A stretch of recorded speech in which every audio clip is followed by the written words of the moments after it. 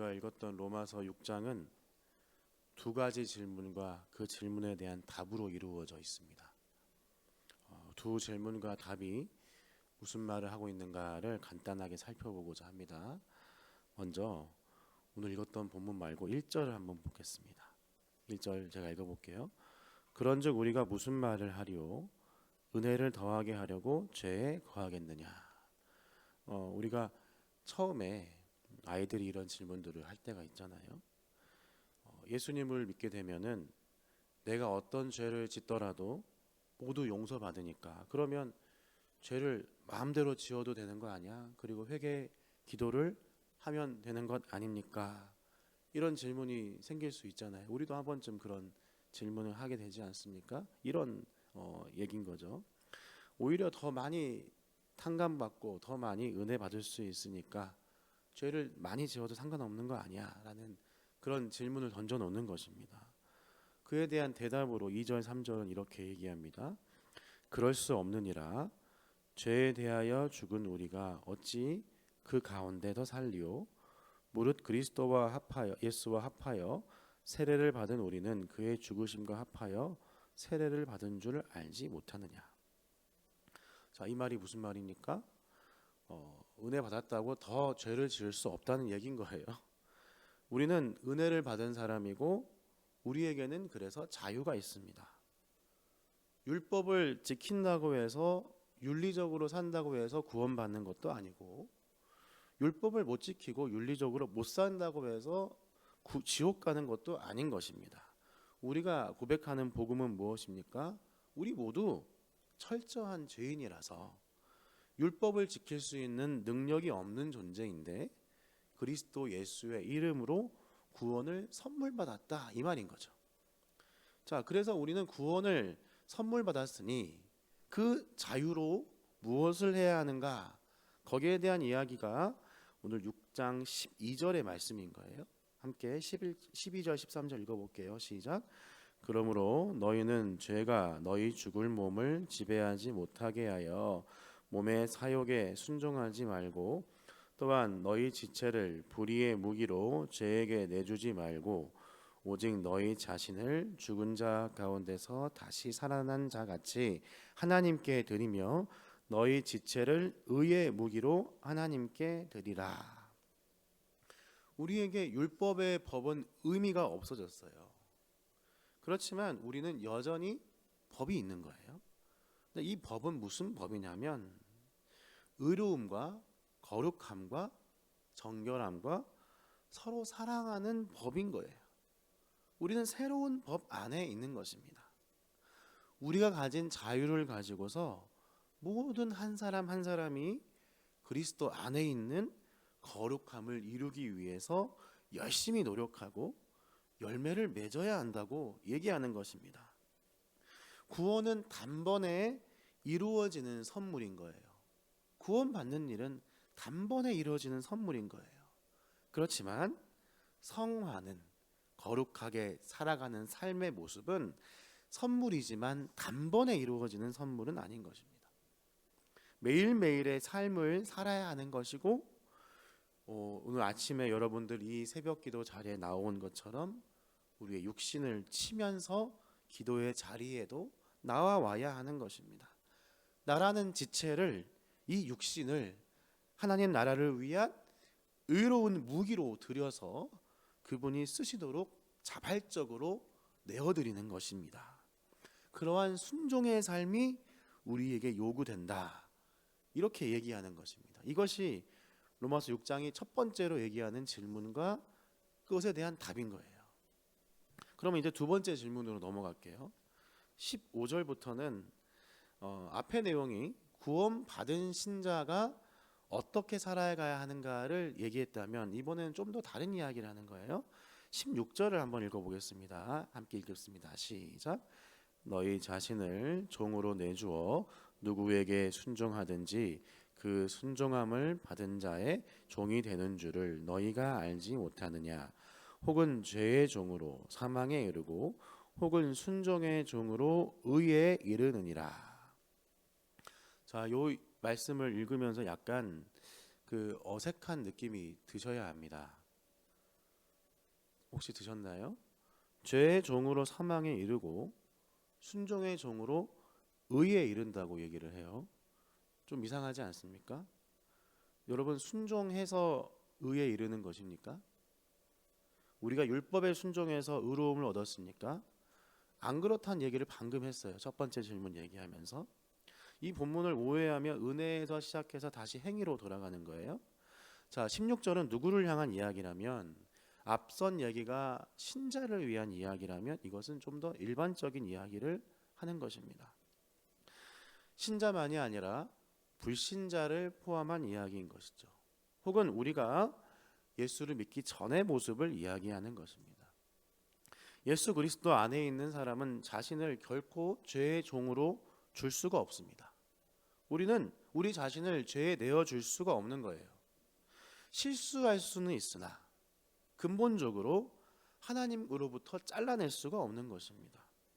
15절이 말하는 죄를 지으리오 그럴 수 없느니라 라는 말은 우리가 매일 짓는 그런 죄들을, 사소한 죄들을 의미하는 것이 아니라 근본적으로 의도적으로 죄의 고정된 상태를 얘기하는 것입니다. 우리는 그런 상태에 있을 수가 없는 거예요. 그러면 17절부터는 우리가 죄의 종으로 있었을 때의 어떤 모습이었는지를 이야기하고 있습니다. 함께 21절까지 읽어볼게요. 시작. 하나님께 감사하리로다.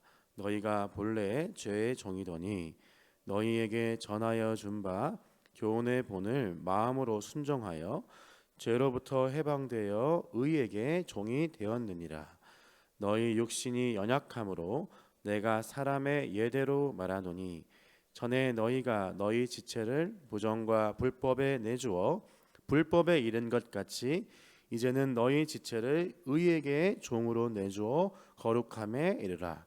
너희가 죄의 종이 되었을 때에는 의에 대하여 자유로웠느니라. 너희가 그때에 무슨 열매를 얻었느냐? 이제는 너희가 그 일을 부끄러워하나니 이는 그 마지막이 사망임이니라. 우리의 과거에 대해서 얘기하는 거예요. 그리스도 안에 있음을 알지 못했던 그 시절에는, 혹은 지금도 믿지 않는 사람들은 어떤 삶을 살아가는가를 보여주는 거예요. 그냥 죄의 종이 되는 상태만이 아니에요. 죄의 종에 걸맞는 열매를 맺고 살아가는 것입니다. 부정과 불법에 자신을 내어주고 온갖 부끄러운 일들을 행하고 온갖 가증한 일들을 위해서 힘과 전력을 다해서 살아가는 것이 죄의 종의 삶인 것이죠. 게다가 그것이 부끄러운 줄도 모르고 살아가는 것입니다. 그 결국이 결국 사망, 영원한 하나님의 진노인 것이죠.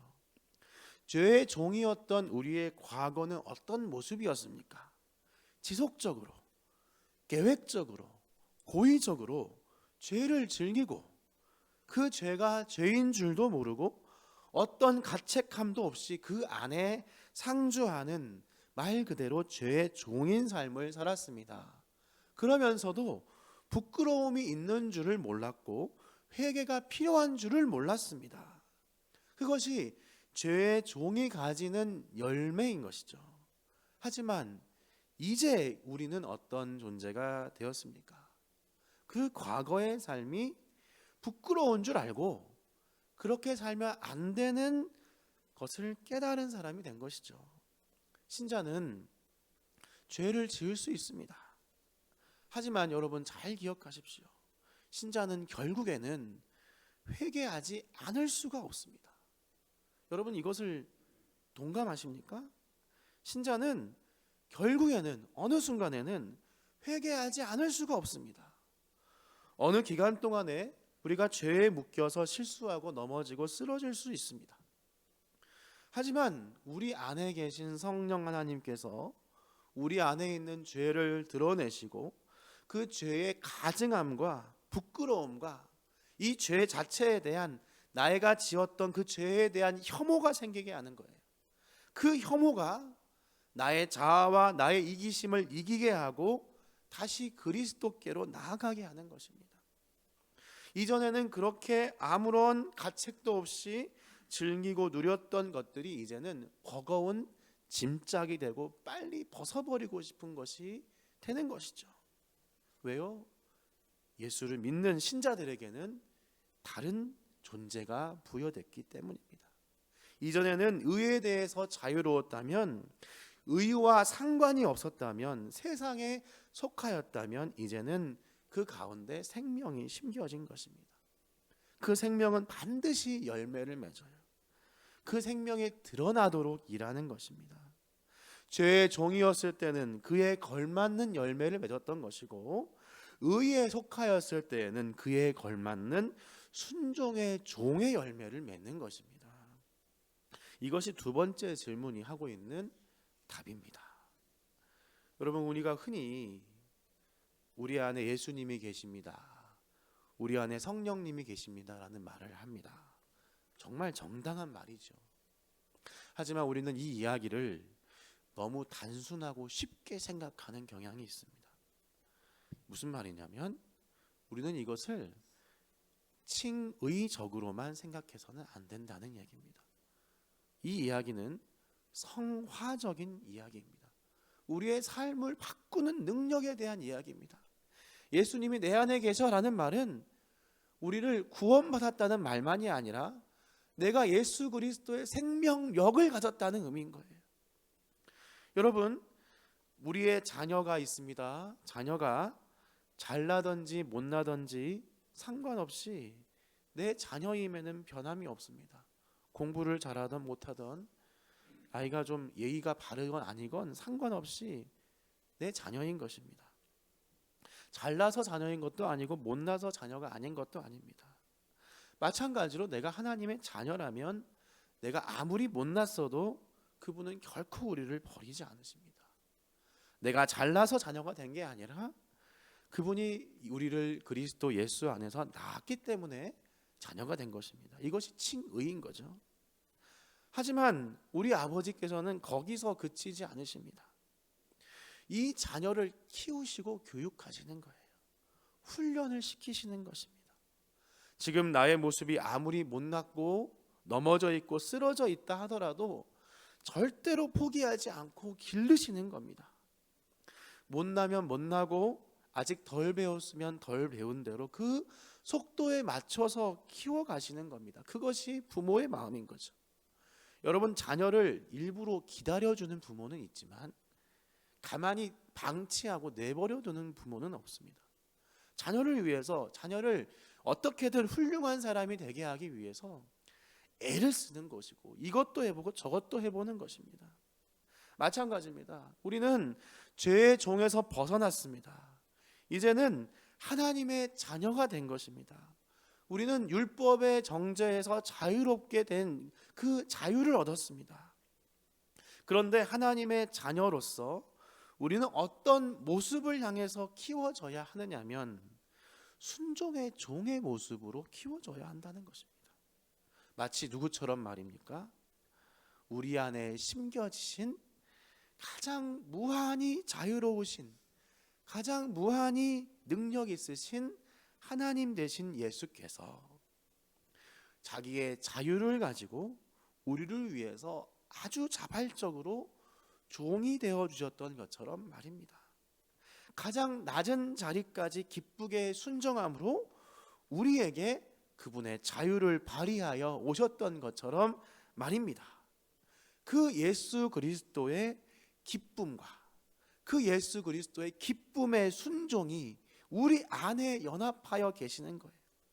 그리고 연합해 계신 것만이 아니라 살아서 역사하시는 겁니다. 가만히 계시는 게 아닙니다.